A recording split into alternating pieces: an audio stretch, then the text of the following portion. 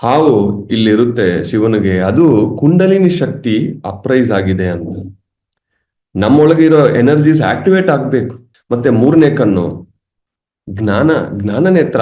ಯಾವುದೇ ಒಂದು ವಿಷಯ, ಯಾವುದೇ ಒಂದು ವ್ಯಕ್ತಿಯನ್ನು ನಾವು ಜ್ಞಾನ ನೇತ್ರದಿಂದ ನೋಡ್ಬೇಕು, ಈ ನೇತ್ರಗಳಿಂದ ಅಲ್ಲ. ಈ ನೇತ್ರದಿಂದ ನೀವು ನೋಡಿದ್ರೆ ಬರೀ ಮನೋನೇತ್ರ. ಮನಸ್ಸಿಂದ ನೀವು ನೋಡಿದ್ರೆ ಯಾವಾಗ್ನೂ ಕನ್ಫ್ಯೂಷನು, ಯಾವಾಗ್ನೂ ಕ್ಲಾರಿಟಿ ಇಲ್ಲ, ಯಾವಾಗ್ನೂ ಅಲ್ಲಾಡ್ತಾ ಇರುತ್ತೆ. ಜ್ಞಾನ ನೇತ್ರದಿಂದ ನೀವು ನೋಡಿದ್ರೆ ಇರೋ ತರ ಸತ್ಯವನ್ನ ನೀವು ನೋಡೋಕೆ ಸಾಧ್ಯ ಆಗುತ್ತದೆ. ಅದು ಮೂರನೇ ಕಣ್ಣು.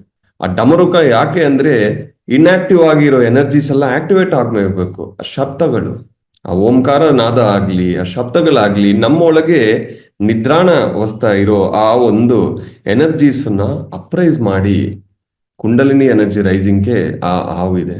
ಮತ್ತೆ ಆ ರುದ್ರಾಕ್ಷಿ ಏನು ಅಂದ್ರೆ ಸಾಧನೆ ಮಾಡ್ತಾ ಇರಬೇಕು ಪ್ರತಿ ಕ್ಷಣ ಇಸ್ ವೆರಿ ವ್ಯಾಲ್ಯೂಬಲ್ ಅನ್ನೋದು ತೋರ್ಸೋಕೆ.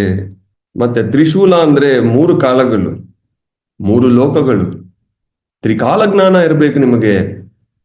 Physical, mental, astral plane. ಈ ತ್ರಿಕಾಲ ಜ್ಞಾನ ನಿಮಗೆ ಇರಬೇಕು. Before birth, during the life, after death.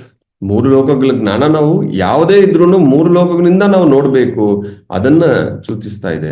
ಆ ಪುಲಿ ಚರ್ಮ ಅನ್ನೋದು ಕಾಮ ಕ್ರೋಧ ಲೋಭಗಳನ್ನ ನಾನು ದಾಟಿ ಅದ ಮೇಲೆ ನಾನು ಕೂತ್ಕೊಳ್ತೀನಿ ಅನ್ನೋದು ಸೂಚನೆ ಕೊಡ್ತಾ ಇದೆ. ಮುಂದೆ ನಂದಿ ಇದೆ. ಆ ನಂದಿ ಏನು ಅಂದ್ರೆ ಸತ್ಯ ಧರ್ಮ ಅನ್ನೋದು ನನ್ನ ಮುಂಚೆನೆ ಇರಬೇಕು, ಅದನ್ನ ದಾಟಿ ನಾನು ಹೋಗಲ್ಲ. ಅದೇ ನಮಗೆ ರಕ್ಷಣಾ ಅನ್ನೋದೇ ತೋರ್ಸೋಕೆ ಆ ನಂದಿ ಇದೆ. ಪ್ರತಿ ಒಂದು ಈ ಸತ್ಯಗಳನ್ನ ಸೂಕ್ಷ್ಮ ರೂಪವಾಗಿ ಒಬ್ಬ ಶಿವ ವಿಗ್ರಹದಲ್ಲಿ, ಒಂದು ಫೋಟೋ ಅಲ್ಲಿ ನಮಗೆ ಎಷ್ಟೋ ಮೆಸೇಜಸ್ ತಲುಪ್ತಾ ಇದ್ದಾರೆ. ಶಿವ ಅಂದ ತಕ್ಷಣ ಲಿಂಗ ಬರುತ್ತೆ, ಇಲ್ಲ ಅಂದ್ರೆ ಫೋಟೋ ಅಂದ್ರೆ ಧ್ಯಾನ ಸ್ಥಿತಿಯಲ್ಲೇ ಇದ್ದ ಧ್ಯಾನ ಶಿವ. ಆಕಾಶ ಗಂಗಾ ಅಂದ್ರೆ ವಿಶ್ವಶಕ್ತಿ. ಯಾವಾಗ್ಲೂ ಎನರ್ಜಿ ಓವರ್ಫ್ಲೋ ಆಗ್ಬೇಕು ನಿಮ್ಮಿಂದ ಯಾರೇ ಬಂದ್ರು, ಏನ್ ಸರ್ ನಿಮ್ಮ ಹತ್ರ ಬಂದ್ರೆ ಇಷ್ಟು ಎನರ್ಜಿ ಬರುತ್ತೆ, ಅಷ್ಟು ಸಾಧನೆ ಇರ್ಬೇಕು ನಮ್ ಕೈಯಲ್ಲಿ. ಚಂದ್ರನು ಅರ್ಧಾಕಾರ ಅಂದ್ರೆ ಯಾವಾಗ್ಲೂ ಶಾಂತವಾಗಿರ್ಬೇಕು. ಅರ್ಧಾಕಾರ ಮೈಂಡ್ ಅನ್ನ ಆ ತರ ಇಟ್ಕೋಬೇಕು, ಅಗ್ರೆಸಿವ್ ಅಲ್ಲ.